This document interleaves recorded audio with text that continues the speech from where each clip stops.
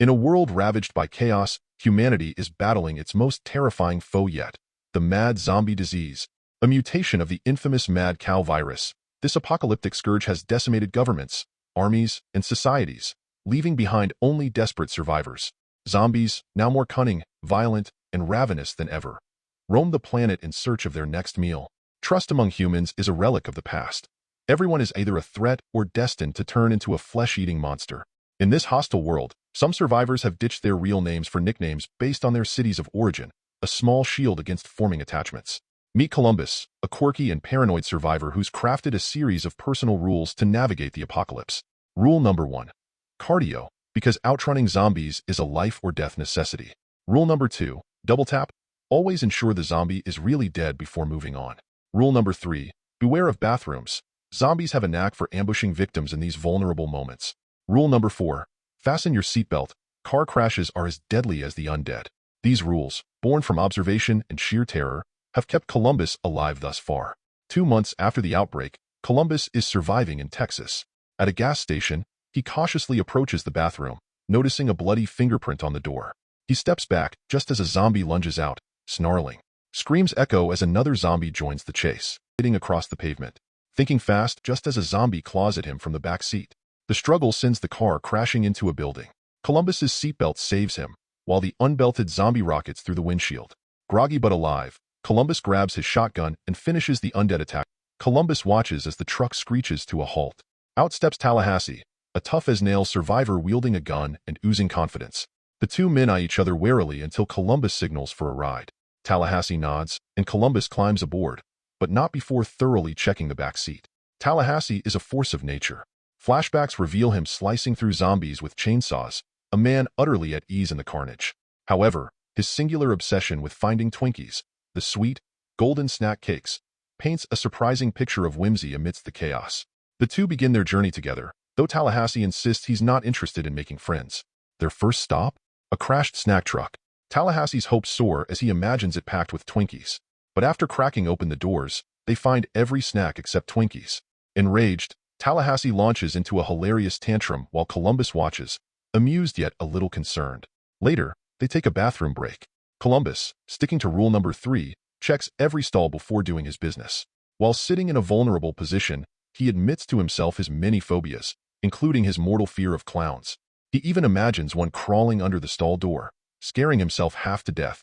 As Columbus reflects on his past, we see the origins of his survival rules. Pre-apocalypse, he was a loner, subsisting on fast food and marathon sessions of World of Warcraft. His mundane life took a horrific turn when his neighbor, 406, frantically knocked on his door one night. She explained that a homeless man had bitten her on the street, and she was too terrified to stay alone. Columbus, ever the awkward gentleman, let her in. The next morning, Columbus awoke to discover 406 had turned into a zombie. Her snarling, feral form chased him around his apartment, forcing him to barricade himself in the bathroom. When 406 tore through the shower curtain with her tongue, Columbus retaliated by smashing her with a toilet lid. Even then, she kept coming, and Columbus had no choice but to deliver a fatal blow, cementing his now famous rule number 2. Back in the present, Tallahassee and Columbus hit the road again. They encounter a pileup of abandoned cars, which they have to move to clear their path. As they work, they engage in small talk. Tallahassee's gruff demeanor hides a surprisingly philosophical side, while Columbus awkwardly fumbles his way through conversations about intimacy, even making up a story about a past romance to avoid looking inexperienced. Their camaraderie is tested when they spot a zombie feasting on a body in the middle of the horrified and impressed. This man really knows how to survive. In their journey through the post-apocalyptic wasteland, Tallahassee and Columbus stumble upon a supermarket. Wasting no time, Tallahassee raids his truck's arsenal, preparing to face the undead. Armed with a banjo, he boldly strides into the store, using music to lure out the zombies. The plan works like a charm. 2 zombies emerge, only to meet brutal ends. One falls to the banjo, and the other gets obliterated by Tallahassee's trusty bat. But the undead fun isn't over. Columbus convinces Tallahassee to follow her. She leads them to her sister, Little Rock, who is visibly distressed and claims to have been bitten by a zombie. Tallahassee, with a grim resolve, agrees to end her suffering, but Wichita intervenes, saying it's her responsibility. Before anyone can react, the sisters spin around, guns in hand, revealing it was all an elaborate ruse to disarm them. They confiscate the duo's weapons and even their car, leaving Tallahassee and Columbus stranded. Frustrated but not defeated, the two press on. They come across another car, which Tallahassee vandalizes out of sheer anger. Luckily, a better vehicle awaits them shortly. After removing a pair of decaying zombie arms from the steering wheel, they inspect the back seat and hit the jackpot, a bag full of weapons. Celebrating with a celebratory shot into the air, Tallahassee paints a triumphant 3 on the car door before they drive off. As the miles roll by, Tallahassee opens up, sharing a piece of his pre-apocalypse life. The most precious thing to him, he confesses, was his dog, who tragically fell victim to zombies. His philosophy now is simple but profound. Enjoy the little things, a sentiment Columbus promptly adds to his ever-growing abandoned on the road with the word, help, scrawled across it. Tallahassee investigates but finds nothing suspicious, or so he thinks. As he returns to the car, Little Rock emerges from hiding and disarms him with a warning shot. She forces Columbus to honk the horn, summoning Wichita. This time, the sisters let the guys ride with them, albeit under strict watch. Through a flashback, the cunning nature of the sisters is revealed. Before the outbreak, they ran scams, with Wichita feigning the loss of a valuable ring to lure hapless men into their trap. Little Rock would find the ring, and the Marks would eagerly buy it for hefty sums, thinking they'd profit. The sisters' bag of cheap rings funded their schemes, a skill set that has served them well in the apocalypse. In the present, the dynamics shift when Little Rock gets distracted, allowing Tallahassee to reclaim his gun. Wichita halts the car and points her weapon at him, escalating tensions. Columbus, fed up, snaps and convinces everyone that working together is the only way to survive. Begrudgingly, the group agrees to an uneasy alliance. Little Rock shares their destination, Pacific Playland, an amusement park rumored to be zombie-free. During the trip, Columbus can't hide his crush on Wichita, though she keeps him at arm's length. When Wichita casually mentions that Ohio, Columbus's hometown, is now a ghost land, it hits him hard. His family is likely dead. Realizing her misstep, Wichita softens and agrees to give him a ride until he finds another vehicle. Later that night, after the others fall asleep, Columbus and Wichita share a quiet moment, bonding over their shared struggles. Their road trip takes them to a store for supplies. Columbus, wanting to impress Wichita, struggles with his rule of, don't be a hero. Ultimately, Tallahassee takes the lead, ringing a bell to lure out a zombie, which he swiftly dispatches. He gleefully dubs it the zombie kill of the week, though Columbus argues that honor belongs to a nun who dropped a piano on a zombie. Inside the store, Columbus tries to charm Wichita with cologne, which Tallahassee mocks. Retaliating, Columbus sprays perfume on him, prompting Tallahassee to playfully punch him. This turns into a full-blown spree of destruction as the group gleefully wrecks the store's merchandise, momentarily forgetting their grim reality. Their camaraderie grows as they continue west, chatting about anything and everything, forging bonds despite their differences. Finally, they reach California and decide to rest.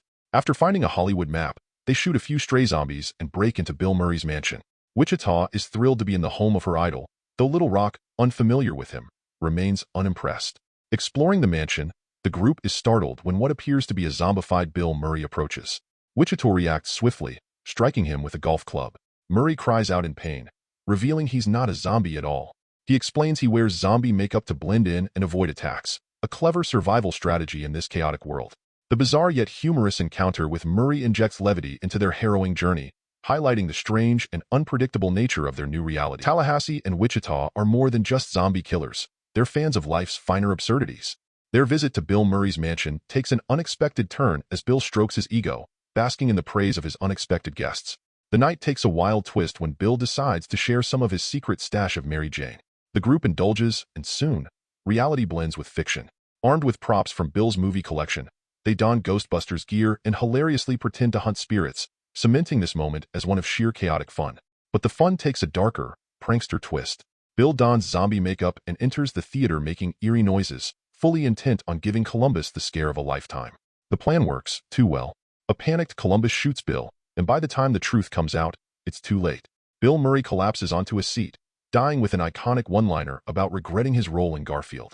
The group, mourning the legend, wraps him in blankets and holds a makeshift funeral, firing guns into the air, playing board games and reminiscing about their pasts.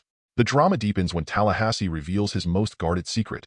He didn't lose a dog, but a son. Overwhelmed with grief, he sheds tears into a wad of cash, turning tragedy into dark comedy. Later, in his own cathartic way, he fires his gun at random objects and teaches Little Rock how to improve her shooting skills, blending mentorship with madness. Meanwhile, Wichita and Columbus bond over drinks, sharing stories of their awkward teenage years.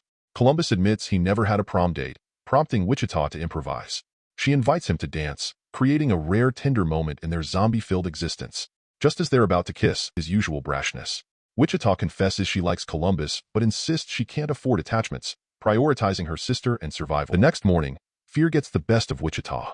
She and Little Rock take the group's car and leave. But hope isn't lost. Bill Murray's garage is packed with vehicles. Columbus decides to chase after them, but Tallahassee, skeptical of their mission, refuses to join. Columbus, ever determined, tries to leave on a bike, only to fall pathetically within moments. Taking pity on him, Tallahassee relents, offering a ride.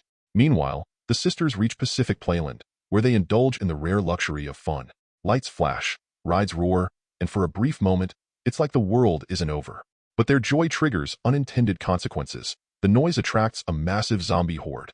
The sisters fight valiantly, shooting down the undead as they run, but the monsters are relentless. Retreating to their car, they drive through the horde, but the windows shatter as zombies claw their way inside. Thinking quickly, they speed up and bail, sending the car, and a good chunk of zombies, into a nearby body of water. Desperately, the sisters flee to a ride called Blast Off, which rockets them up and down while they shoot at the zombies below. But with each descent, the creatures get closer, clawing at their legs.